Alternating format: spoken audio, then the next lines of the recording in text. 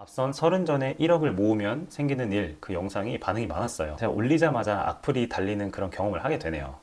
근데 그것마저 좀 감사하게 했는데 그것보다도 더 많은 응원의 댓글들을 해주셔서 너무 감사했습니다. 앞선 영상에서는 1억 모으면서 생긴 인사이트에 대한 얘기였다면 이번 영상은 1억을 모으기까지 정말 현실적으로 힘든 그 과정들에 대해서 한번 얘기해 볼까 합니다.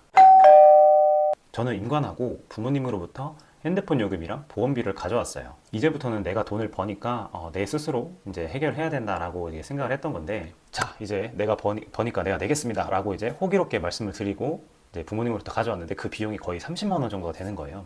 제가 사회 초년생 그때 받았던 월급이 한 100만 원 초반대였는데 30만 원이라는 돈이 사실 엄청 큰 돈이잖아요. 거의 한 2, 30% 되는 돈인데 적금 빼고 공과비 빼면 저한테 남는 게 없는 거예요. 사실 조금 천천히 가져올 걸이라는 후회를 했습니다.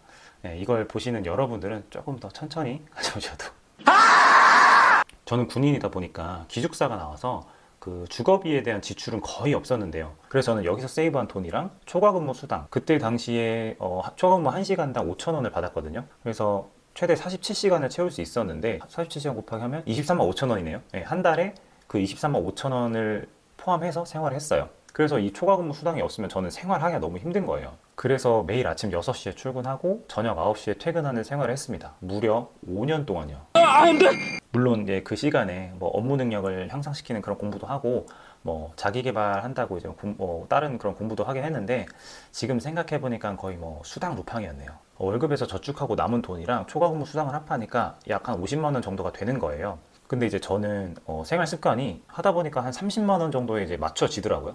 그래서 이제 그 20만 원도 이제 세이브할 수가 있게 되는 거죠. 그래서 나머지 그 20만 원은 이제 뭐 적금에 붙진 않고 진짜 이제 비상금 용도로만 이제 남겨놓고 정말 이제 30만 원 가지고 생활을 하게 됩니다. 근데 이제 뭐 한 달로 나누면 30만 원을 한 달로 나누면 하루에 만 원꼴이잖아요. 그래서 저는 외식을 하더라도 한 6, 7천 원 하는 이제 국밥집이나 김밥집 그런 데를 주로 많이 갔던 것 같아요. 그때 당시만 해도 뭐 국밥 한 그릇에 지금처럼 만 원, 12,000원 하진 않았어요. 그리고 뭐 20대 군인 남자가 뭐 국밥 한 그릇이면 든든하게 좋잖아요. 거의 최애 소울푸드였습니다. 그리고 2만 원 이상 하는 패밀리 레스토랑 같은 데는 거의 가본 적이 없는 것 같아요. 비교적 최근에서야 아웃백에 가봤습니다. 근데 이건 좀 그 과한 것 같기도 해요. 그 1억을 모으겠다는 목표 이루려고 20대에 저한테 너무 가혹하게 했던 것 아닌가 이런 좀 생각이 드네요. 지금은 좀 그때의 제 자신한테 좀 미안합니다. 그리고 제가 친구들보다 일찍 일을 시작하다 보니까 가끔 이제 고향에 내려가잖아요. 그러면 친구들이 야 한턱 쏴 뭐 이렇게 많이 장난스럽게도 말을 하는데 그래서 제가 아마 처음 한두 번 정도는 제가 샀던 것 같아요. 저는 뭐 100만 원 초반의 월급이었지만 그래도 월급은 받았고 친구들은 이제 보통 다 이제 취준생이었기 때문에 그래서 제가 한 몇 번 샀죠. 근데 이제 그렇게 하다 보니까 이건 좀 아니다라고 느낀 게 저는 타지에서 힘들게 훈련하고 땀 흘리고 열심히 그 번 돈으로 먹고 싶은 거 그리고 뭐 입고 싶은 거 안 사고 참아가면서 생활하는데 친구들은 별로 그런 것 같지는 않더라고요.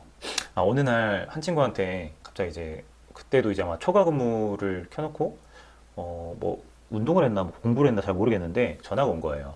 전화 와서 이제 한 5만 원만 빌려달라라고 해가지고 알았다. 그럼 며칠까지 줄 수 있냐? 뭐 며칠까지 주겠다라고 이제 확답을 받고 빌려줬죠. 근데 그 이제 약속한 날이 돼도 갚지도 않고 연락도 없는 거예요. 그 5만 원이 사실 제 5일치 생활비잖아요. 제가 어떻게 그렇게 빡빡하게 생활하는데 그래서 그때는 좀 많이 상심을 하고 그때 이후로는 이제 n분의 1로 다 이제 결제를 하고 그 친구랑은 이제 연을 끊었습니다.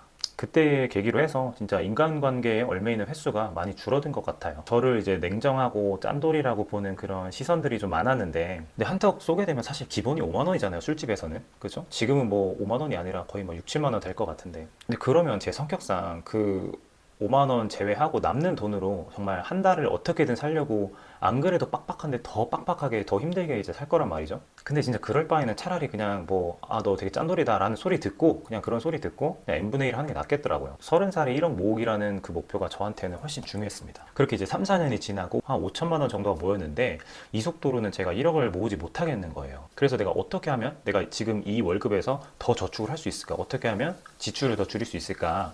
그런 막 유튜브로 이제 재테크, 짠테크 이런 영상들 많이 봤는데 대부분의 분들이 통신료랑 보험비에서 많이 세이브를 하시더라고요. 그래서 저도 이제 그대로 따라했죠.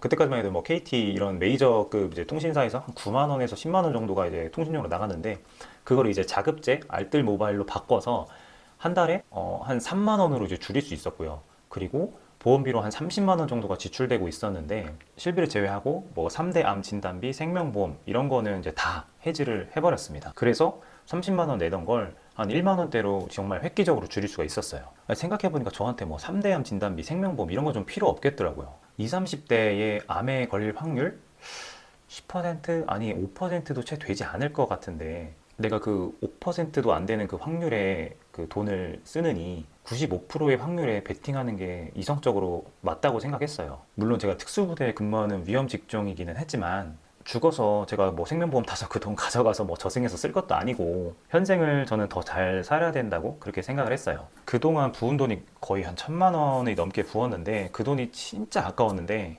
차라리 그냥 여기서 세이브한 돈으로 복리에 태워서 그 돈을 미래로 보내놓자 그렇게 결론을 내리고 실행을 했습니다. 물론 이거는 제 개인적인 생각이고 제 결론이니까 여러분들한테는 좀 다르게 적용이 되실 수는 있는데 저는 그렇게 이제 결론 내렸다고 말씀을 이렇게 드립니다. 이렇게 해서 월 저축액을 75만 원부터 시작해서 월 200만 원까지 늘리고 1억 목표를 달성했는데요. 너무 뿌듯하기도 했지만 정말 아쉬운 점 한 가지. 진짜 이거는 내가 이걸 처음부터 알았으면 이 정도까지는 걸리지 않았을 텐데 라고 하는 한 가지가 있었습니다. 바로 이제 경제 공부예요. 왜 진작 내가 경제에 대해서 공부하지 않았을까? 만약 제가 20대 초반부터 이거 알았으면 7년이 아니라 5년, 4년으로 이제 정말 획기적으로 단축시킬 수 있지 않았을까? 라는 그런 아쉬움이 많이 남습니다. 제 주변에 아무도 그거를 알려주는 사람이 없었어요. 우리가 가지고 있는 현금은 매년 그 가치가 떨어지잖아요. 제가 어렸을 때 겨울에 한 1,000원이면 붕어빵 4개를 이제 사 먹었는데 지금 보니까 1,000원에 이제 붕어빵 2개밖에 못 사 먹더라고요. 그것처럼 적금으로도 모으고 일정 금액은 이제 뭐 S&P 500이나 금으로 바꾸어 놨었으면 화폐 가치의 하락분을 상쇄하고도 남는 그런 수익률을 제가 얻을 수 있었을 테니까요.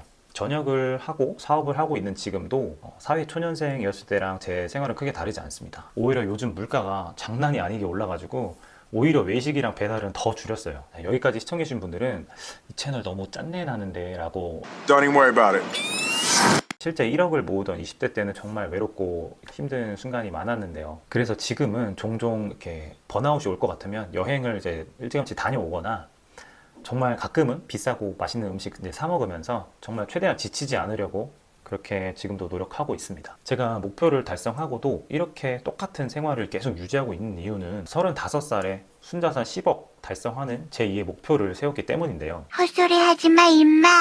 사실 조금 말도 안 돼 보이긴 할 거예요. 1억과 10억은 사실 너무 큰 차이잖아요. 그런데 이미 20% 정도는 모았고 그리고 제 주변에 이 이상을 해내신 분들이 꽤 있기 때문에 저도 할 수 있을 거라는 생각이 듭니다. 제가 많이 보는 유튜버 중에 그 부익남님 그 채널에 그 김경필 머니트레이더님께서 나와서 하신 말씀이 있는데요. 결혼, 창업, 청약, 투자 내가 1억을 모으면 할 수 없다라고 생각했던 것들의 가능성이 새롭게 펼쳐지는 게 엄청 많다. 자존감이 올라간다, 연봉이 늘어난다, 가능성이 커진다. 저는 이 말씀에 정말 100% 공감합니다. 결혼, 창업, 청약, 투자 다 있네요. 그래서 다음 목표인 10억 만들기도 저는 충분히 가능하다고 생각을 합니다. 여기까지 시청해주셔서 감사드리고 이야기가 도움이 되셨다면 구독과 좋아요 부탁드릴게요. 감사합니다.